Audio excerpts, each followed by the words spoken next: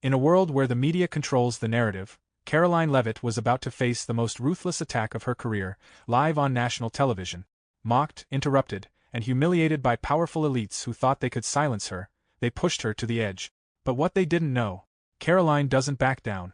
This time, she wouldn't just take the punches, she'd unleash a comeback so explosive that it would shake the media world to its core. Watch as one woman takes on the entire establishment, ready to expose the truth and destroy the very system that tried to destroy her. The question is, who will be left standing when the dust settles? It all started when Karoline was invited as a guest on a well-known liberal TV show. She had appeared on many television programs before, but this time, something felt different. From the moment she stepped into the studio, she could sense the hostility in the air. The producers were whispering to each other. The cameras were positioned in a way that made her feel surrounded. The atmosphere was tense. She knew something was about to happen, but she did not know just how bad it would be. The show began as usual. The host introduced Karoline to the audience. But unlike other shows, the introduction was not neutral. The host's tone was mocking. His words were chosen carefully to make Karoline look bad before she even had a chance to speak. It was clear that this was not going to be a fair discussion.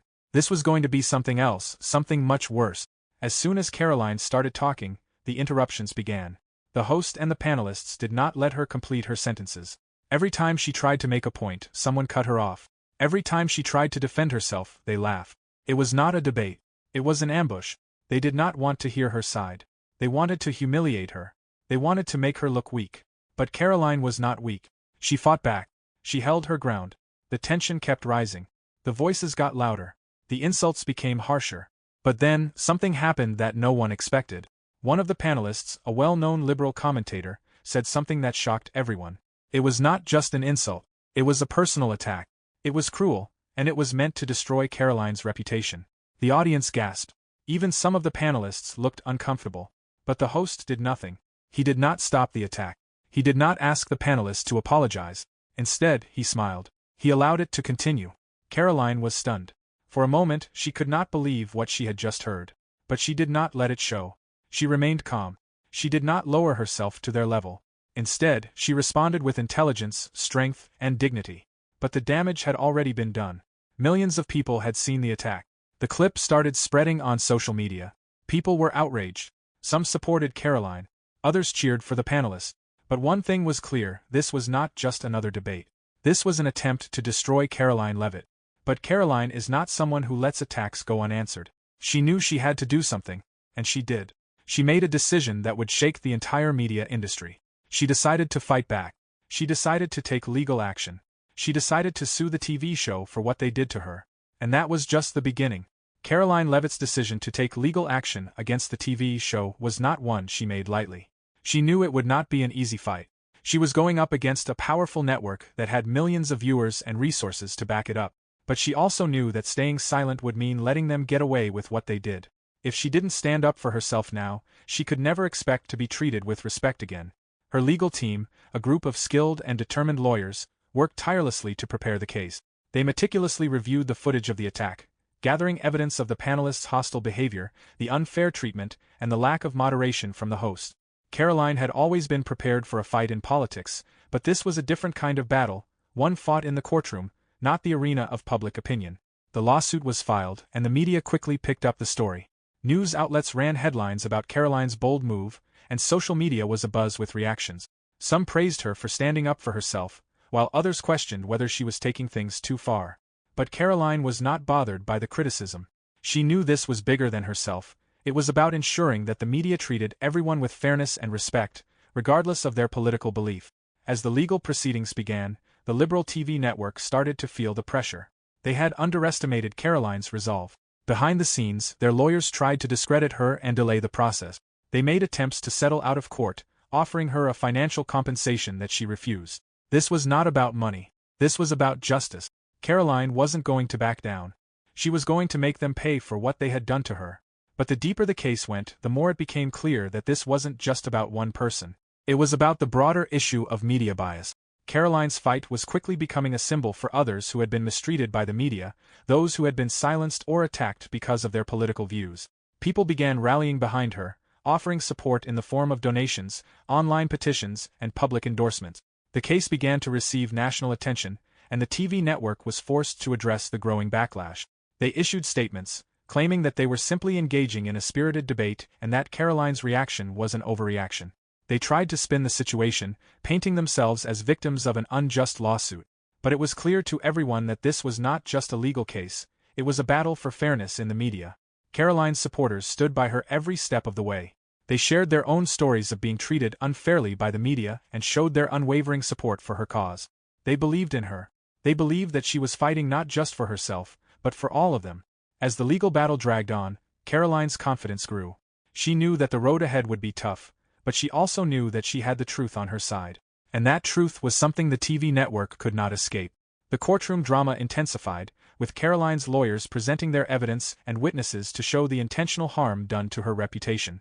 The TV show's defense struggled to explain away their behavior. Every question, every argument, only served to make their case look weaker. The tide was turning, and Karoline Leavitt was on the brink of a victory that would not only restore her reputation but also send a powerful message to the media industry.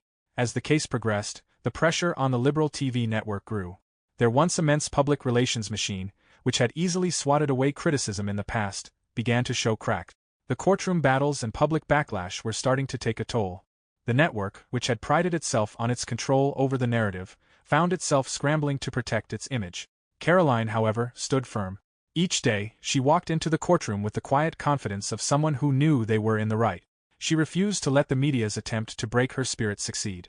Behind her was not just a legal team, but a movement, a growing number of people who believed in the importance of free speech and fair treatment. The media circus surrounding the trial reached new heights. Talk shows, news outlets, and social media platforms buzzed with updates, speculations, and debate. Karoline's supporters, many of whom had once felt powerless against the might of major media networks, found hope in her fight. Her legal battle was becoming a rallying cry for anyone who had ever felt attacked or silenced by the media's bias. The TV network tried everything they could think of to settle the case quietly, hoping it would go away. They offered to air a public apology on their channel, accompanied by a glowing segment about Karoline's career and her contributions to political discourse. But Karoline refused. She didn't want their apology. She wanted justice. She wanted accountability. The breaking point came when a former employee of the network came forward with a whistleblower testimony.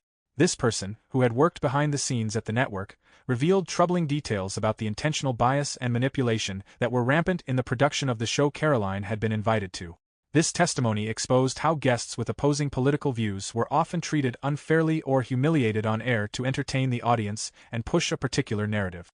The whistleblower's revelation shook the public to its core. People who had previously been indifferent to the case began to take notice. Karoline's legal team seized this new evidence and used it to their advantage. The once untouchable TV network now found itself in a dangerous position, exposed, vulnerable, and on the defensive. Karoline's victory seemed imminent. The case had become more than just a legal fight, it had become a crusade for fairness and integrity in the media. The courtrooms were filled with supporters and journalists, all eager to see what would happen next. In the final days of the trial, the pressure on the network reached a boiling point. Behind closed doors, negotiations began. The TV network's executives knew they could not afford to lose the case, not just for the financial implications, but for the massive blow to their reputation. They made one last desperate attempt to avoid going to trial, offering Karoline a settlement that would include a public apology and a substantial financial sum. But Karoline, ever resolute, turned down the offer. She had come this far for a reason. She wasn't interested in money or hollow apologies. She was fighting for something bigger. She was fighting to make sure no one else would have to endure what she went through that night on live TV.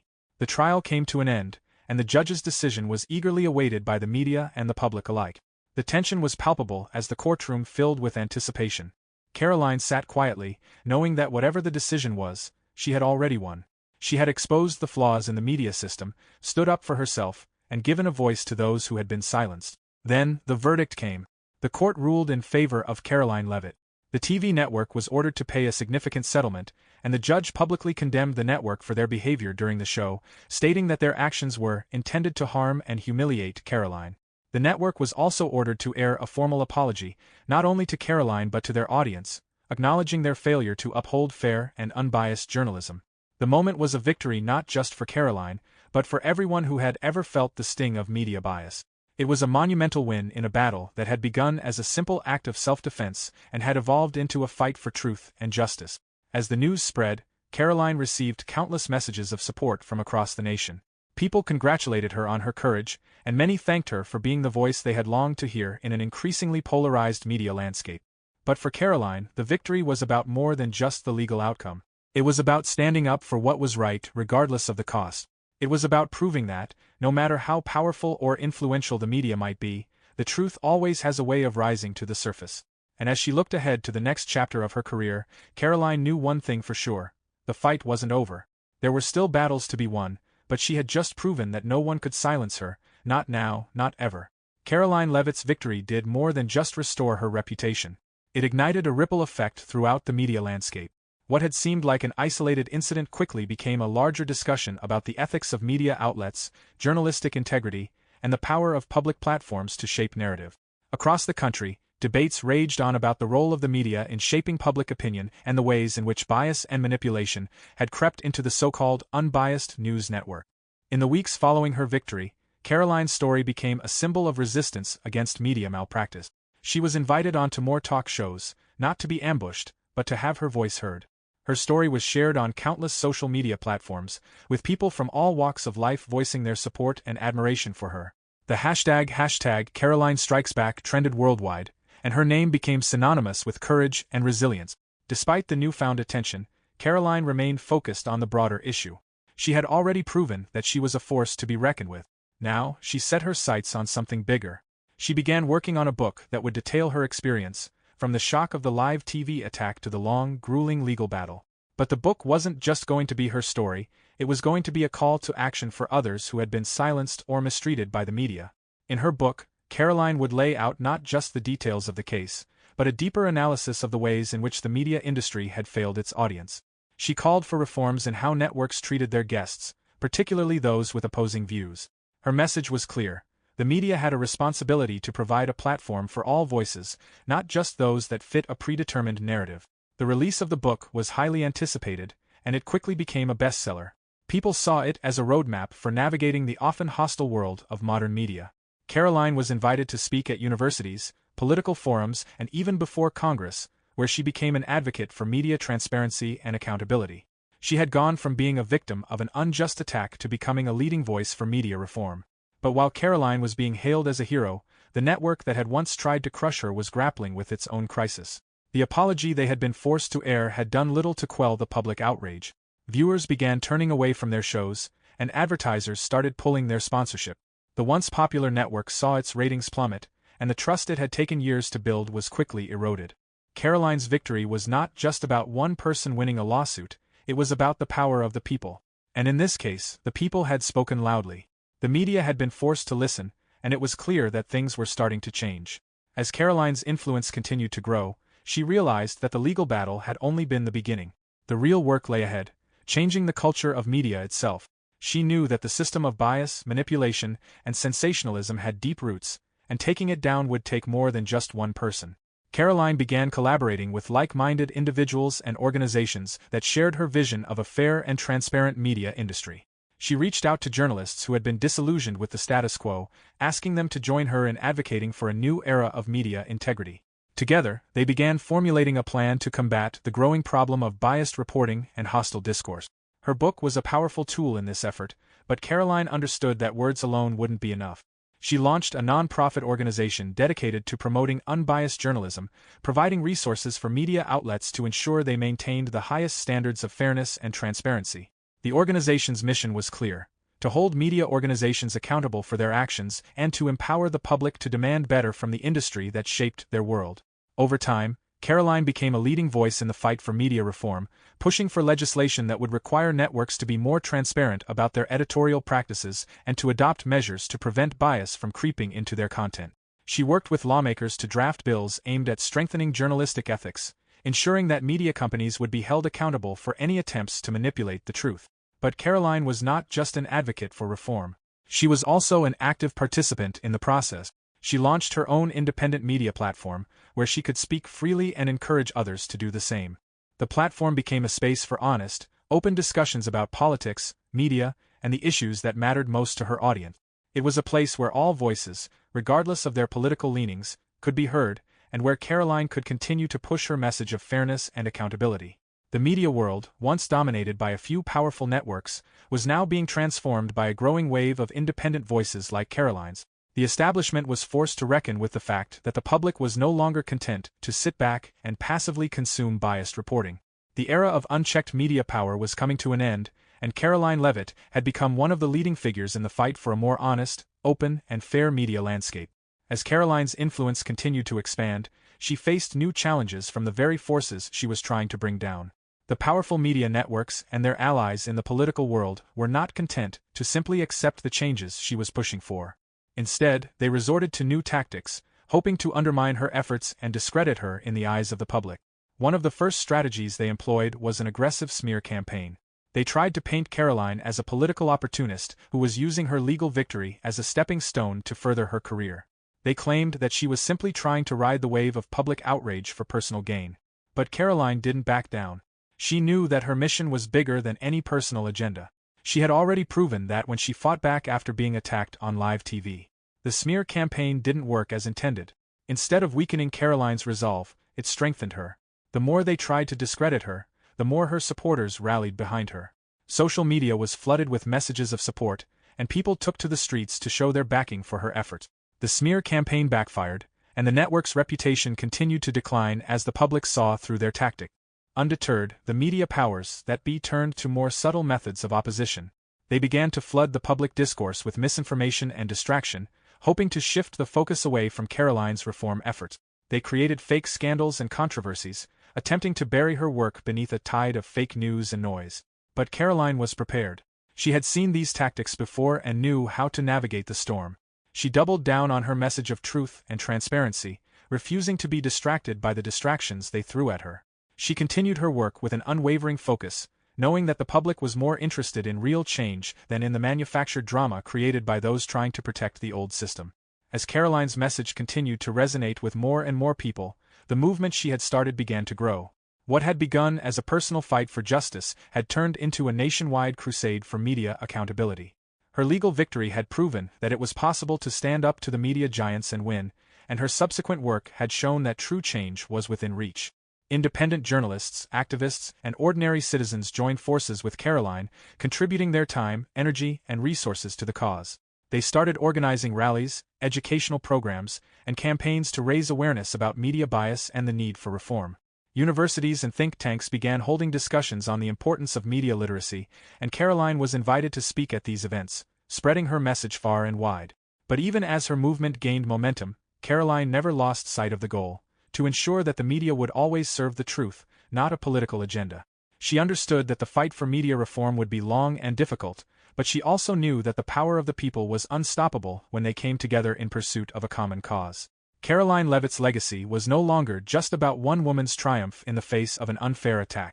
It had become a movement that would shape the future of media, ensuring that no one would ever again be humiliated, silenced, or manipulated for the sake of a biased narrative.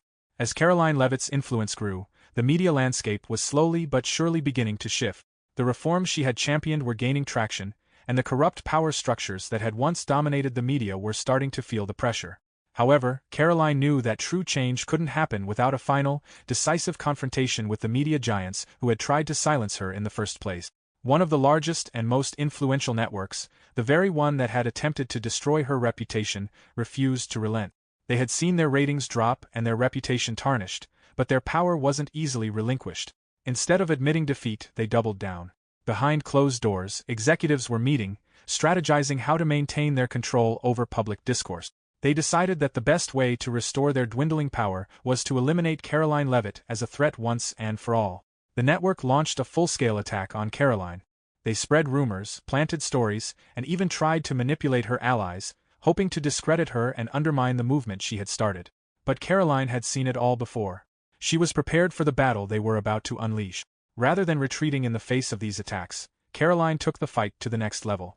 She called for a public debate, a showdown between herself and the network's executives. She challenged them to face her on live television, in front of an audience, and defend their biased practices. She had nothing to hide. She had already won in court, and now she was ready to win in the court of public opinion. The network reluctantly agreed. They couldn't afford to back down, but they were also terrified of what Karoline might expose. The stage was set for the final confrontation, the battle for the future of media, and for the very soul of truth in journalism. The day of the debate arrived, and it was unlike anything the public had ever seen. The air was electric with anticipation as Karoline Leavitt entered the studio. The network executives, polished and confident, were seated across from her, each one determined to prove that they were still in control. But Karoline had the truth on her side. As the debate began, the moderators asked questions designed to frame Karoline as an outsider, a political disruptor with no real experience in media. They tried to paint her as someone who didn't understand the complexities of journalism and the pressure of running a major news network. But Karoline wasn't fazed. She calmly responded, calling out the hypocrisy of their tactic. She spoke of the importance of journalistic integrity, transparency, and the need for fairness in reporting. She pointed out how their network had intentionally distorted the truth to serve their own agenda and how their audience had been misled for far too long. The executives attempted to rebut her arguments, but every time they tried, Karoline exposed another flaw in their reasoning, another example of their unethical practices. The audience was captivated, and the more the executives stammered, the more Karoline's credibility soared. By the end of the debate, it was clear who had won the argument. Karoline had exposed their lies, and she had done so with grace, intelligence, and an unwavering commitment to the truth. In the aftermath of the debate, the impact was immediate and undeniable. The network's executives, who had once been seen as untouchable, were forced to admit that they had lost the battle. The public turned their backs on the network, and the advertisers who had once flocked to their shows pulled out in droves. The network was left reeling from the blow to its reputation, unable to recover from the public humiliation. As for Karoline, her victory was complete. She had proven not only that she could stand up to the powerful media establishment, but that the truth had the power to change the course of history.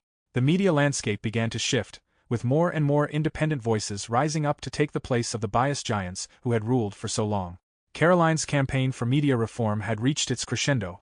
Her voice was now one of the most powerful in the country, and she had helped to pave the way for a new era of journalism. A more honest, more transparent era. And with each victory, the movement she had started only grew stronger. The battle that Karoline had fought was more than just about her reputation or her career. It was about something much bigger, the fight for the soul of the media and the truth. She had started a revolution, one that would continue to reverberate for years to come. As the dust settled, Karoline took a moment to reflect on everything she had accomplished. She had faced down the powerful media elites, fought against a biased system, and emerged victorious. The struggle had been long and it had been hard. But in the end, she had won. And with that victory, Karoline Leavitt had changed the world, not just for herself, but for everyone who believed in the power of the truth. She had proven that no matter how big the media giants might seem, the voice of the people was stronger. Karoline had struck back, and in doing so, she had paved the way for a future where fairness, transparency, and integrity would be the cornerstones of journalism. The battle was over, but the fight for truth had only just begun.